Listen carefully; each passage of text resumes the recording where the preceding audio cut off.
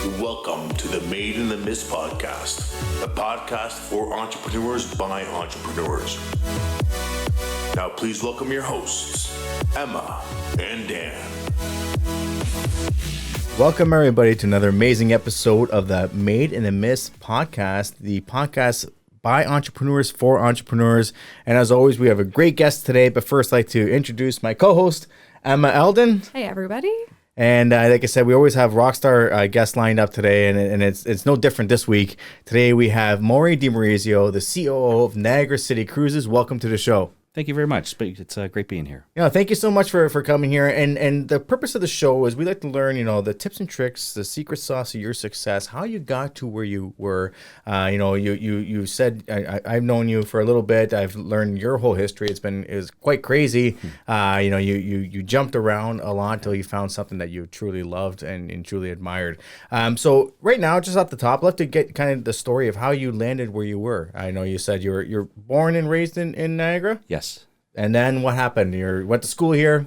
Yes. So, I mean, we'll have really the beginning of my story is probably my parents instilling the work ethic. They're immigrants to Canada back in the 50s and created an environment for our family to succeed in anything that we wanted to do, and they were there to support us. And even though when it was bad ideas, they still like, okay, if you want to do that, go and be the best at that. But really, it starts with them and sort of the lifestyle or the environment that they created and the support that they provided for us. So, in your early years, your teen years, you're making a whole bunch of really bad decisions, and they were still there through and through, right? Yeah. Until you figure it out. But I guess it kind of started with, my original sort of background is in electrical engineering, and my parents would go out visiting aunts and uncles and so on, and I'd be home. My sister's 5 years older than me, so she wanted nothing to do with me, but I'm home alone, and there wasn't anything in the house that was safe. I took everything apart, wanted to know how it worked, put it back together. Those old TVs with the big picture tubes, you learn some good lessons in the back of those. Oh, yeah, exactly. A lot of voltage, right? Yeah, exactly. You can say those are shocking. I think I still have the scars. But yeah, no, so it's just a natural interest in how things worked and figuring things out. So I kind of went down the path of, from an electrical perspective, went into that field.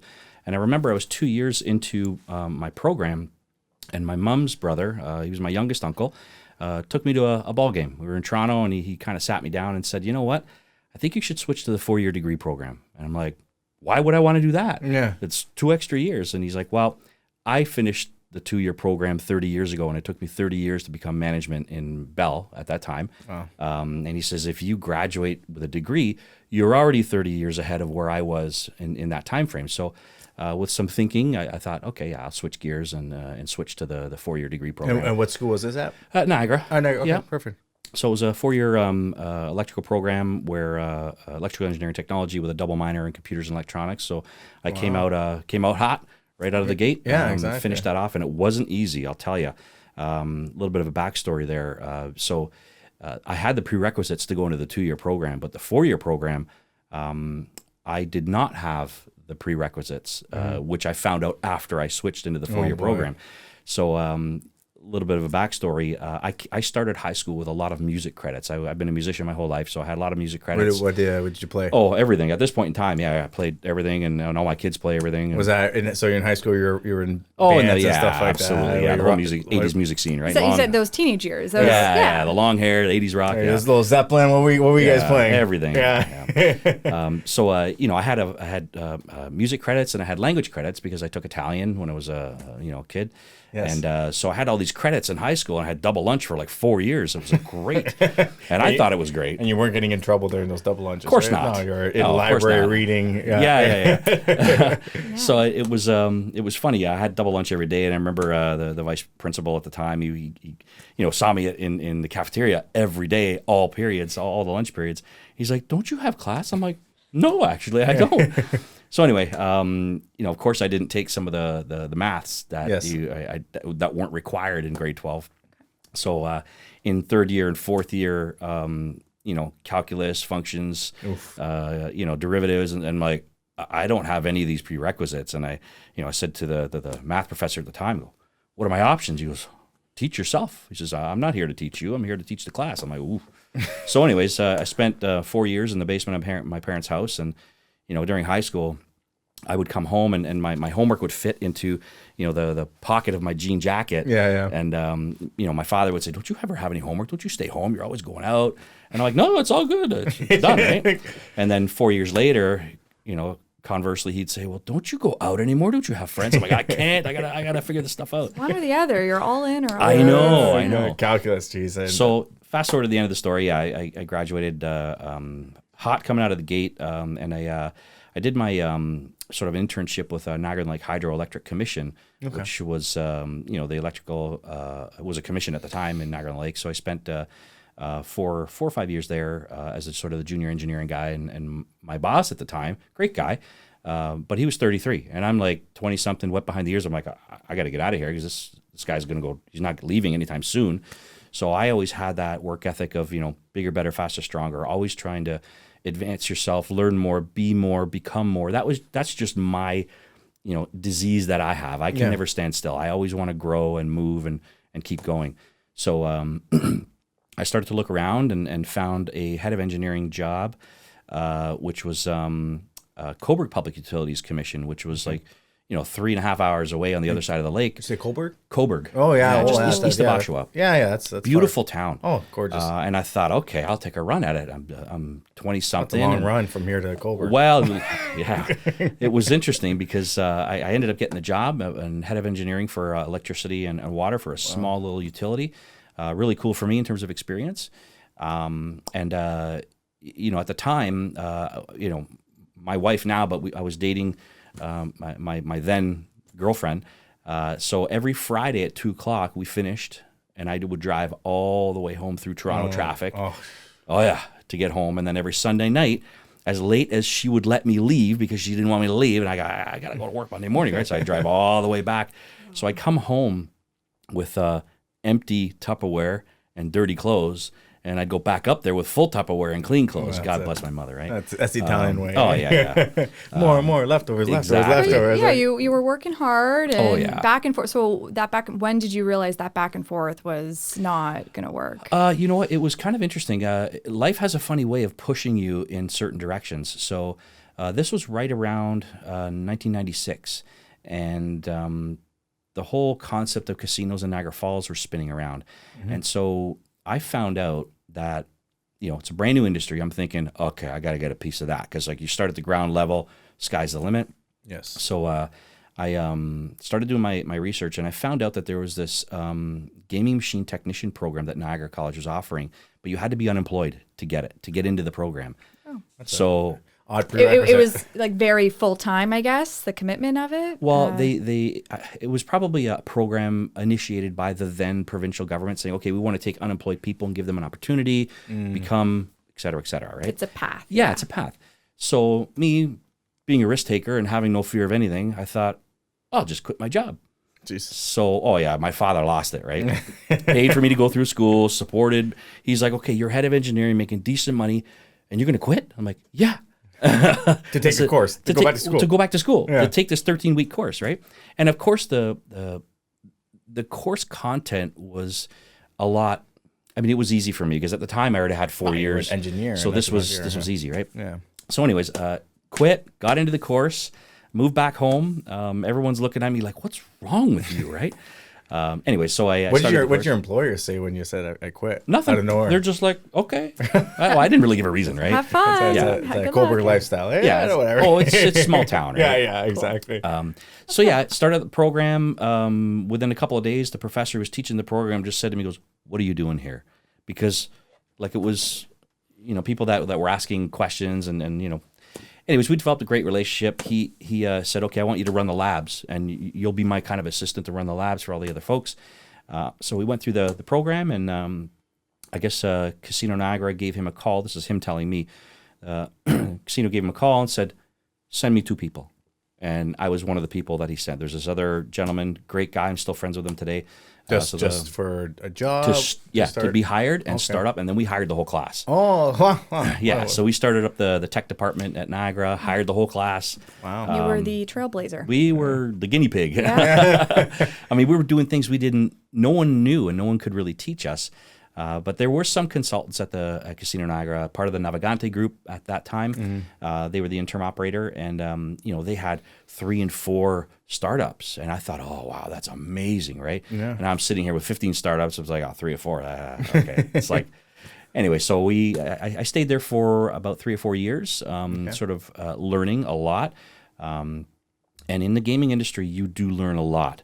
I think I probably worked, 2,000 hours the first year that I was there, which is a double shift every day. Wow. And it's because you're full of energy and you want to learn everything and know everything. And everyone's, chasing the next step because we all knew it was brand new. Oh, and you wanted to climb, right? Right. Exactly. So did that for a handful of years, and then Ontario. Actually, it was then called the Ontario Lottery Corporation, that was looking to do startup development and operations for all the racetrack operations and charity casinos. Wow! So there was opportunity there, and I'm like, okay, it's time to go. It's time to leave. Wow! No fear, out we go.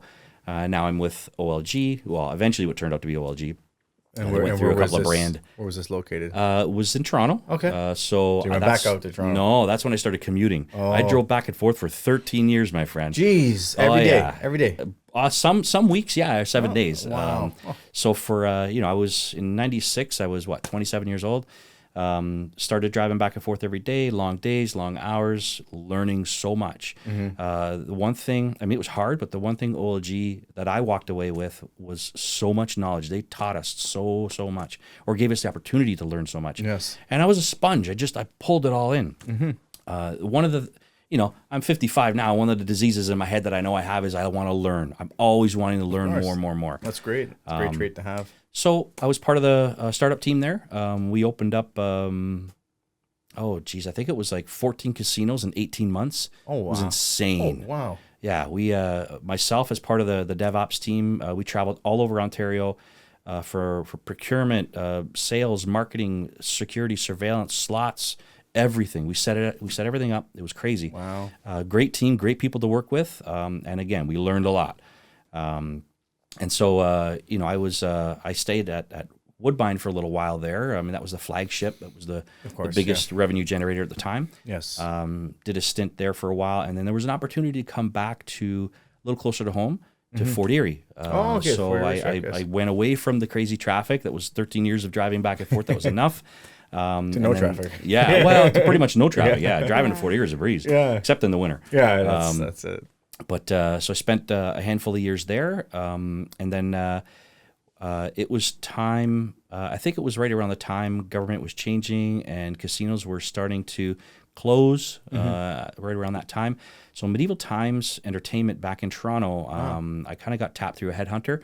So went back to Toronto, still driving back and forth. So always living in St. Catharines. Wow. And that was a sort of a flip that operation upside down. So it was in the state of flux and needed a refresh. The owners at the time said, let's shut it down for a year and we'll refresh the whole operation and then start up again. Wow. I'm like, no, we can do this with it running. So we flipped the entire operation while it was still running, which is no easy feat. Wow. A lot of brain damage went into that operation. But really cool. I learned a whole other skill set in terms of wildlife and horses and falcons and stunt performers and actors and so on. It was a whole nother skill set. It's a crazy performance. It was fantastic. Still one of my favorite. Oh, nice. Oh yeah, it was great. You love the chicken, right? Yeah, the drumstick with the hand. Yeah, exactly. I know the torture chambers that you see when you walk in a museum of torture. That was always a sensitive issue, by the way. Yeah, I was like, holy. The kids come through there, and I'm like, anyway.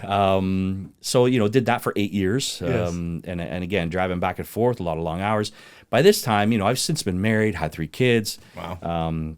My wife is back home holding the fort down, raising 3 kids. My kids are now starting to get a little older, and I'm wanting to be home a little more. Of course.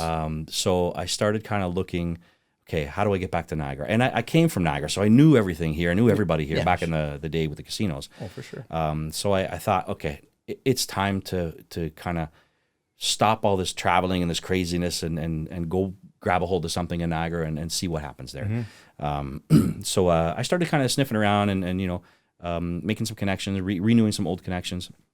And one of the operators here in town, actually more than one, a few of them I was meeting with at the time because I knew everybody.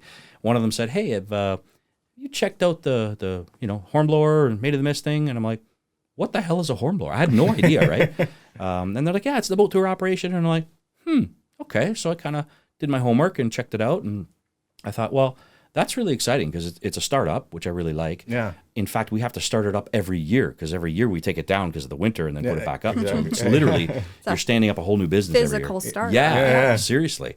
So all new, not all new staff, but mostly new staff every year. So hiring, training, orientation, getting refamiliarized with everything. Turnover. Yeah. So I kind of went down the path and looked at how to apply for this particular position because they were hiring. They were hiring for the senior person of the facility at the time. And I went online and I found the link and applied and I don't really apply for jobs per se. Along the way, I found it was all you just get them. It was network, right? Yeah. Networking is so huge. And so I actually traditionally applied, put the CV, resume, sent it all in, and week goes by and I get no response. I'm like, what's going on, right? I get jobs. Yeah, what's going on? I'm like, what's going on here? Like, you kind of fluff up your feathers a little bit, right? Yeah. So I'm like, oh, maybe it didn't go through. Maybe it's in the junk pile or whatever. So I send it in again. Another 2 weeks goes by, nothing. I'm like, now I'm kind of getting hot, right? Yeah. So I'm like, who are these guys, right? Yeah. So I kind of got a little bit, PO'd a little bit, and I just said, okay, forget it. If they're not hiring or not responding, well, then I don't know if I want to be there, right? Yeah, for sure. So I kind of let it go for 6 months. Wow. And then, I was still kind of doing the dance here in Niagara, looking around, talking to people, networking. Because 6 months. Well, you don't find that kind of position overnight. No, right? no, like you have to wait for it to be available. You're in a senior level at this point too. So it's not, right. Those it's not jobs like are more waiting. They're more rare, right? Yeah. So 6 months goes by, and I bump into this same operator here in Niagara. We were just having lunch, and we were shooting the breeze about, okay, what's coming, what's new business development for Niagara, and so on. And he says, hey, whatever happened with the boat tour operation, Hornblower? I'm like, you wouldn't believe it. These guys, they're not calling me back. He's like, well, they're still looking. I'm like, Wow. Well, who's the owner of the company? So I found out the name of the owner, and I just cold first letter dot last name at hornblower.com. I didn't know the guy's email address. But I hit the nail on the head. The owner got the email. 3 hours later, we were chatting, and then I booked myself on a flight to go down to San Francisco. Oh, San Francisco. Yeah, the gentleman's name is Terry McRae. He was the original owner of the company, and he his offices are out of San Francisco. Lived in San Fran, and we hit it off great. We developed a wonderful relationship. We're still friends to this day. So, anyways, yeah, it was. I don't want to say it was easy, but that was sort of the first foray. And one of the things that happened, and it's never happened to me before in that environment where you're sort of embarking on a new relationship with a new company, with Hornblower Group at the time, they invited me to their all general manager meeting. Oh, wow. And I went down there, and I wasn't hired yet. And I got to sit around their conference room table and review all their financials, their all the dirty laundry, all the good, the bad, the ugly. Yeah. And I'm like, this is really an opportunity, at least it felt that way to me, an opportunity for me to interview them as well as them to interview me. That's a good point. Yeah. So a lot of great people, amazing relationships. I tell you, there are some folks, 11 years later now there are some folks within that organization that I would have over my house for dinner anytime. Really? And that's not an easy feat because you don't get past the goalie that easy. Yeah, right? yeah. But there's some really great people that I've developed some lifelong relationships with, and they're fantastic. So, so it kind of brings us almost to present day. We started up what was then Hornblower Niagara Cruises. Now it's Niagara City Cruises with the rebrand. But still owned by the Hornblower. Still owned by Hornblower Group, yeah. And the Hornblower is international company? Oh, yes. Okay. Yeah. And how many countries are they operating? I believe they are in probably over 120 countries now. Okay. There's multiple divisions. There's walks, there's Devour, so walks tours, Devour tours. Then, of course, the city experiences line. Is it the double-decker buses that are open? Well, there are some, not particularly in North America, but there are in Europe and stuff like that. So all like the Vatican, the Louvre, the Colosseum. That's all those tours are all Hornblower. Come on. Under the Walks moniker. Wow. There's the Devour tours, which is the culinary all over Europe, all over the world, actually. Sounds delicious. But their best ones here in Niagara Falls. Oh, yeah, of course. Hello. Because they got the best leader leading it here. Yeah. Well, no, we're good. Well, Walks is a separate division here in Niagara. They're their own beast, but we do support each other. That period of time, 11 years ago, when we started up in the dead of winter in 2013, not sure if you remember, it was like minus 20. Yeah. And we were down in the gorge. We only got access to the gorge January 2nd. And we opened up May 15th. Oh, so wow. we had to assemble all the boats at the bottom of the gorge. During so they were cold built in Wheatley, Ontario, disassembled, brought down that road, and reassembled in the dead of winter. Jeez. It was insane. Wow. And that was a cold year. Is that never what been the bought. ice age happened and stuff like that? It was insane. There was so storm? much ice. It was crazy. Yeah. Oh, jeez. We actually looked at some crazy ideas of how to get rid of the ice. I mean, all of them were bad ideas, but we thought of all kinds of things, right? Yeah, exactly. But yeah, a lot of Red Bull, a lot of hot hands and hot feet, those little hot pocket things, right? Yeah.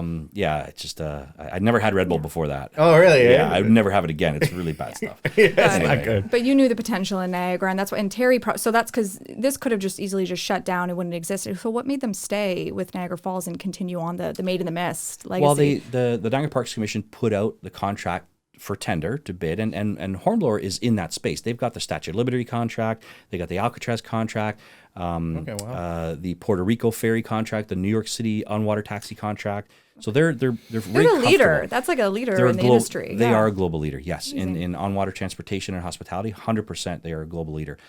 So they're no stranger to bidding on these types of these contracts, and this happened to be one very iconic, very world-renowned. So of course they threw all their brain power at it and bid on the contract and won. It's a 30-year contract. We're 10 years into it, 20 years left.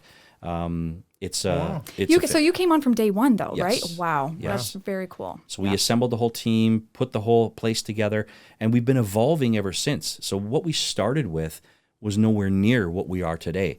We kind of did a lot of sort of studying what the Maid of the Mist did, because they were excellent operators.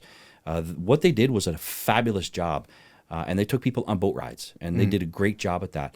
However, we've kind of evolved it where now it's kind of like the old rotary phone, which was a great phone, made great phone calls. We're like the smartphone. We do a lot of other stuff. You made it sexy. You made it more of a luxury experience too, yes, I think. Yes, absolutely. Yes. So, we're doing charters, we're doing events, we're doing night fireworks cruises. We've extended the season. Oh, wow, fireworks cruises. Yeah, before Hornblower came on the scene, I mean, the season was very short. It was sort of the 90 days of summer. We extended the season, and we did that with the core concept of it's not just about the boat tour. It's about every operator in Niagara Falls. We want everybody to win, everyone to benefit. Rising tide lifts everybody's boat, right? Yes, of course, yes. So we thought about, let's get in the water as soon as we possibly can. And we're always pushing the envelope on that. Just last year and this year, we started in March, which is unheard of. If there's no ice, we'll go. And you have people jumping on the board. Absolutely. It's insane. I even surprised myself because, the very first year, the second year, we went into November. And we thought, you know what? There's never been a November boat cruise before. No, absolutely. And we went into November, and there's tens of thousands of people that come out. Wow. So we're like, what about December? What about Winter Festival of Lights? What about Ice Wine Festival? Now we were talking earlier about what's to come, and a little bit of spoiler alert. We're thinking, well, what about November, December, January? Yeah. How do we get involved in the Winter Festival of Lights? How do you make that happen? Put the boats in the water. I mean, obviously it's environmentally, controlled, right? There's more to it than that. I mean, obviously, some of the things that we look at are, how can we safely do that? How can we comfortably do that? Because you can go into November. It's not too bad. No. There's some days that we will, pause boat tour operations if it's extremely cold. It's not a comfortable experience. Nobody's coming out in a blizzard, right? Yeah. But we do know that, with climate change and with the cyclical nature of the climate, because we are in about an 11-year cycle right now. Really? We track so much weather data because it's so important to us in terms of our budget, in terms of schedule. The sun has an 11-year cycle. A lot of people don't know that, but if you follow, all the Ministry of Natural Resources and National Oceanic and Atmospheric Administration data, you can see they track it all. As somebody on the water, you need to know what the weather's going to do. I never thought I'd become a weather expert. Every morning I'm like, what's the weather? Right? Because you know how the day is going to go. You're the only trusted weather person. They're all liars, right? Yeah, exactly. Absolutely. But so we know that there's a cycle. We know that we're having some great hot summers and really mild winters, but rest assured, that is going to go back the other way. Yes. We are going to have cold winters again. And, for instance, the very first year that we opened up, we didn't get going until May the 15th. Oh, that's late. There was still ice in the gorge in June. Wow. Stuck to the gorge wall. People would say, what the heck is that? We're like, that's ice. Because the rocks are still cold, right? They're like, I guess it must be in Canada, right? Yeah, Typical exactly. stereotype. Exactly. Yeah. But so yeah, we're always looking at how to achieve that, and if we are going to sail and carry passengers comfortably and safely, we're going to need another vessel, another type of vessel. So that's always something that we're kind of evaluating and looking at. Bigger, stronger. Got some innovation going on? Yeah, absolutely. Not necessarily bigger, but capabilities, sub-zero capabilities, creature comforts, warmth, access, no slip. Like, you got to think of all that stuff. Yeah, of course. Yeah, absolutely. We grew the business from 1.6 million passengers in our very first year. This year, we're probably going to hit somewhere around 2.5 million passengers. Wow. So we've extended the season. We've extended the day. We've offered more products. We've offered food, bev, and merchandise down there. Yes. We've integrated a lot of things with technology. Our online app, which sells the tickets, it's our own software. It's an in-house program to Hornblower. We've introduced ticket assurance for people that might buy a ticket and they're not sure, I'm not going to make it. I'm coming from Toronto, the traffic's crazy. Okay, so I'll buy my ticket assurance, kind of like cancellation insurance or something. Yeah, right? yeah. So I was shocked at how many people actually do that. Yeah. Because when it first came across my desk, I'm like, I don't know, is this a good idea or not? How long ago was this? It's got to be a few years ago now that we started. I can understand, especially after COVID. Yeah, exactly. That, right? Those 2 years were not fun. Yeah, oh gosh. That's never going to happen again, right? Yeah, right. Sure. Touch wood. I didn't bang the table. Balancing all the customer experience, the operations, all those things. But you said something about how you like to work together with the community, other Niagara operators. So what does that kind of look like? Yeah, it's so important to us. We came into this knowing we wanted to be everything to everyone and no special deals. That just has additional challenges as you get longer in that relationship. Sure. So our boat ticket is the same for everyone. There are no special deals. It's one price. It never changes. Well, it may change over the years, but it doesn't change throughout a single year. We remain true. Peak season or off peak season or off season, all the same. And so we constantly reach out to associations like the Tourism Partnership of Niagara, which is the regional marketing organization. We work quite closely with Niagara Falls Tourism, which is the destination marketing organization. I sit on both of those boards actually. Oh wow! So it's volunteer. So we always are trying to give more, and through those relationships, of course, all the major tourism operators here in Niagara. We have each other on speed dial. I mean, we've known each other for so long. Yeah, of course. And literally, it's like I'll get a text message from so and so. It's like, yeah, okay, we're doing this, we're doing that. We'll coordinate. There is no official channels of communication. We do this, which is really nice and quick. We've removed all the barriers to making decisions. So if something's coming down the pipe, we need to make a decision quickly. It's easily done, which is so refreshing. To be able to do that. Well, that's exactly, and quite a change, right? I mean, electrical engineer, and now you're operating, a tourism company too. How that changed? That's kind of an interesting point that I kind of glossed over. So, I was in that vein, and then when I got into gaming, I kind of saw I got into gaming because of the technical aspects of my background. Sure. Setting up all the gaming floor, slot machines, all the back house. I mean, they're all computers, right? Yeah. Well, that's exactly it. Right? Yeah. And little sophisticated computers, but basically computers. So I kind of saw, and we talk about being entrepreneurial. You got to kind of look 12 steps ahead and kind of go, okay, do I want to be there or do I want to be there? And luck has nothing to do with it. Luck is just preparation for opportunity. So if you kind of think about, okay, do I want to be there? Do I want to be there? What do I need to do to be ready for either one of those? So with respect to gaming, I started to see quickly that the path that I wanted to go, the path to advancement or for further career development, wasn't necessarily on the technical side. It existed and it was great, but the operational side of it was much broader, longer, higher path. Sure. So that's when I started to go, okay, I really like the technical aspects of what I'm doing, and I always do. And I freak people out along the way because now that I'm so removed from it, I'm kind of fully on the administration side. When somebody comes into the room and starts talking tech speak, I can jump into that lane and go right with it. Go, that's not right. That's got to come from. You can't pull that one off, right? Yeah, that's awesome. So it's kind of like a nice to have kind of tool in the tool belt. Did you have to do additional training for? Oh, and for additional sure. learning and stuff Absolutely. like that for I that? picked up all kinds of stuff along the way. I mean, the organizations that I was part of were very supportive in providing further training development, sometimes formal through other, post-secondary institutions, either in Canada or in the U.S. And Wow. I made it my business to make myself available and to succeed and take all of it and run with it. Wow, that's fantastic. Something we wanted to touch on with this segment involves giving tips and tricks for entrepreneurs. So like you said, setting people up for success. So whether that kind of goes back to the beginning of the conversation of being a student of life and always being open to new education, could you maybe give us a quick rundown of your top 5 tips and tricks? I think you hit the nail on the head. It is definitely part of that. Time expands to fit the work required. So if you have a mountain of work to do, you need to spend a mountain of time getting it done. You need to be very selfish with your time. Time is something that you're not ever getting any more of. You can't buy more. They're not making any more. So if you choose to spend time doing something, it needs to be very valuable to you. It's the single most valuable commodity we all have is our time. So if you're going to do something, spend time on something with a person or a thing or whatever, it better be really valuable. Sitting on the couch, playing video games, there's no value in that. I'm not saying there's anything wrong with that, but the time you spend doing that, well, what could you have been doing other than that? And maybe you don't want to, and that's okay. I always talk about there is no one size that fits all. If you're comfortable and you're happy doing what you're doing, happiness is the end result. That is what we're all here for, is are you happy? Some people are never happy, or they're happy with the next challenge.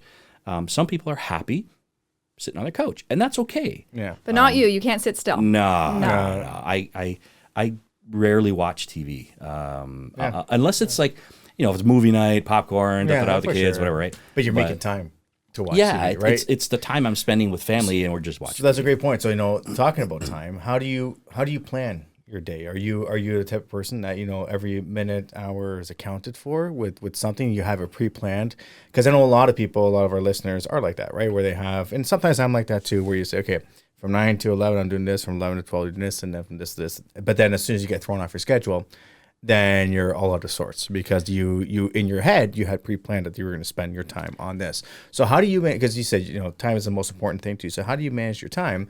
And arguably you've probably spent a lot of your time in your life commuting, and that's essentially wasting time, right? Not being able to do much because you just have to sit in a car and just wait to get to your destination. So given that opportunity, how you learned from that, and you found time to be more valuable. So how do you organize your time now to make it as most efficient and effective for you? I think you hit a couple of nails on the head there. Being organized is obviously very important, but being flexible enough to change your priority on the fly is equally as important, because just because you have something as a structure doesn't mean you're going to stick to that because that's what you planned. You have to be able to roll with the punches, make changes on the fly, be nimble, be able to react to what's important, change your priorities. Like, this is no longer, this is number one. I think that's really important. You also mentioned a lot of time commuting.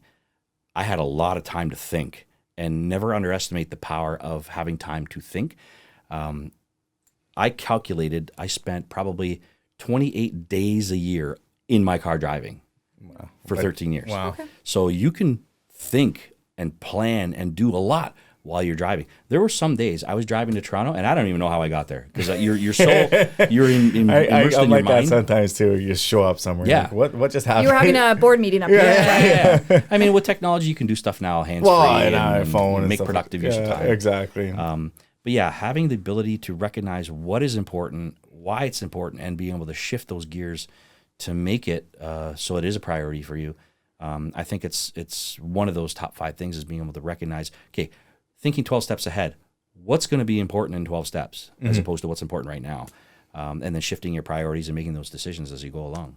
That's fantastic. Thanks for sharing that too. And then one of the things that I really picked up on too is your no fear. You mentioned that you have no fear, right? And oftentimes, the fear of failure is what determines a lot of people's decisions, right? And you perhaps made some of the toughest decisions, leaving a full-time great senior level job to pursue education and have no work.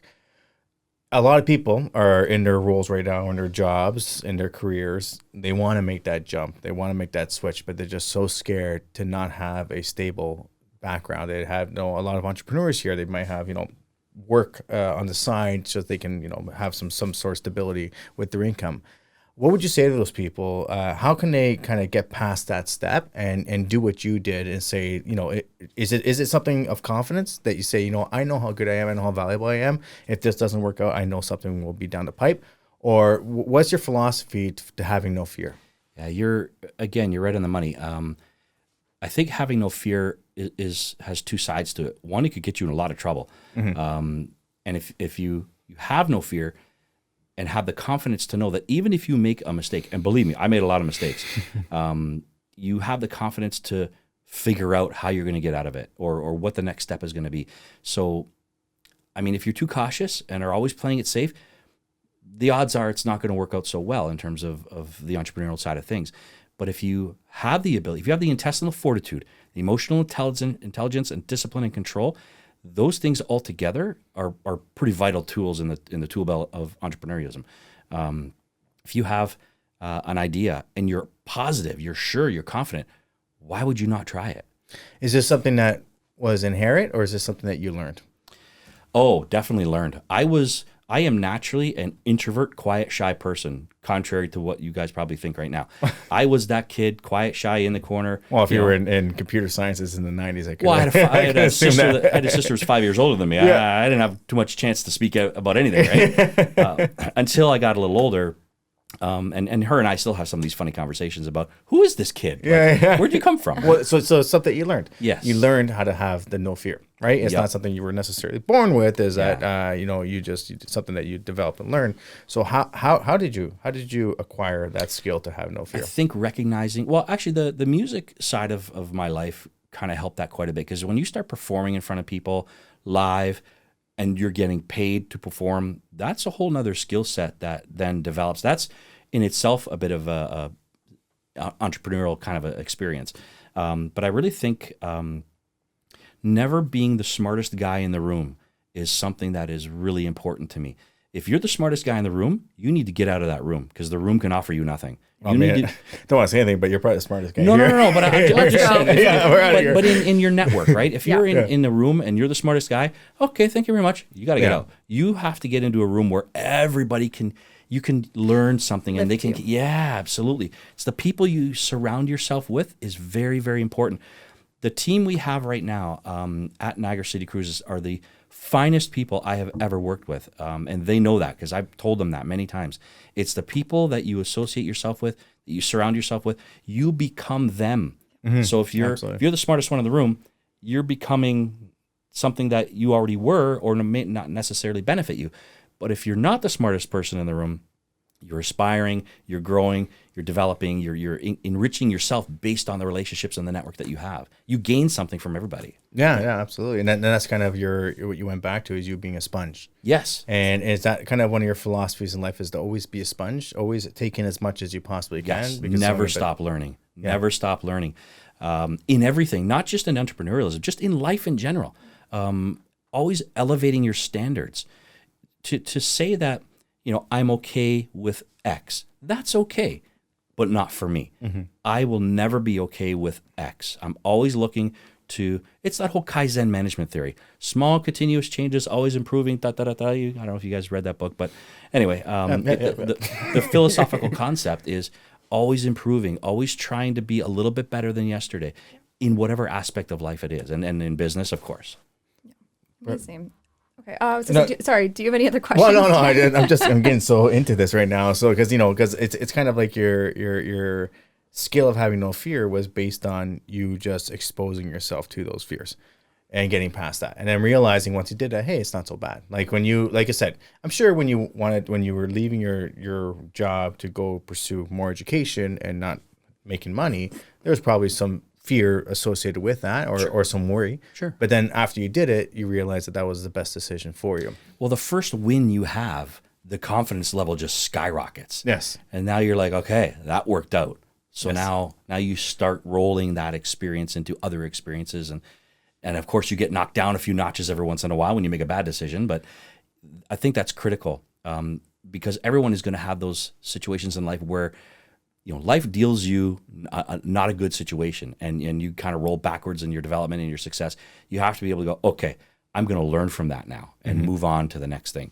Not necessarily giving up, but you're like, okay, I'm going to rejig, retool, and reapply what it is. Well, and that's exactly what our first guest of the podcast ever, Jim Diodati, he said that too. He's like, you know, if you make a mistake, you learn from it. If you make the same mistake twice, well, then there's an issue, right? So, you know, I admire your compassion and your energy, and just the way that you can just say, you know what, we're going to do it. And like I said, even if I fail, I can learn from it, and then I can just do it better next time, right? Absolutely. And, you know, that's something that a lot of our entrepreneurs can really, you know, harness within themselves, is because they're constantly, you know, as an entrepreneur, you're making mistakes all the time. Yeah. But as long as you're not repeating those mistakes, then you're only going to move forward. Never give up. Absolutely. And that's I find that's a similar trait for a lot of successful people. Is like you said, once you get your first win, it's like, how can I keep getting this win? And the important thing is not stepping on people around you to get those wins, but bringing those people up with you, so you guys all win together. I think the important caveat with that is, once you start experiencing the wins, you get addicted. That dopamine hit, for sure, and that becomes a problem, because some people don't know when to stop. And for me, if I have to roll all the layers of this onion back, the most important element to me, and I'm not saying it's right or wrong, but to me, it's family. Of course. Everything I do is because of family. The only thing I want, I mean, you could stretch it to, at the end of your life, in the last week of your life, what is it you want? Family. Not all the toys and the cash and the properties and all the stuff, because that 100 years from now, it's going to be dust in the ground. Yeah. What's the one thing that you want? And that's family. It's what you left in terms of what's your legacy. How are they going to remember you? So, you know, chasing the eternal goal that always makes you happy is important. It's what drives us all. But I think balancing it with, when is it enough? When is the stuff enough? That's important to know when that's enough. That's a fantastic way to end the episode today. We want to thank you so much. If people want to get in contact with you to learn more about you, or learn more about Niagara City Cruises and the work you do there, is there any way they can? Do you have a LinkedIn profile that you can share, or how do people get in contact with you? Yeah, I've got a LinkedIn profile that's public. It's not private. They can just ping me on LinkedIn. Yeah, because like I said, a lot of stuff that you share is very inspirational, very motivating too, and I'm sure a lot of our listeners would want to reach out and say, listen, I can certainly learn a lot more from your experience, your go-getter, no fear mentality that got you to where you are today. Thank you so much. Thank you guys very much. And Emma, for the show work and our listeners. Yeah, so thanks everyone for tuning in. Of course, this is the Maid in the Mist podcast, and we are on Apple Podcasts, Spotify, and we even have a YouTube channel too. Thank you. Perfect. And then once again, this is the Maid in the Mist podcast here at the Money Mint Podcast Studio at the Niagara Falls Innovation Hub. I want to thank you, Mory, for coming out. Really, really appreciate it. And for our listeners, don't forget to sign up for your Niagara City Cruises, starting fully operating right now. Absolutely. For a great, supposed to be a hot summer too. Yes. Full steam ahead. Yeah, full steam ahead, and make sure you go out there, get wet. It's always a great experience. So thank you so much. And we look forward to continuing many more conversations with you. Thank you guys very much. Perfect. Thank you.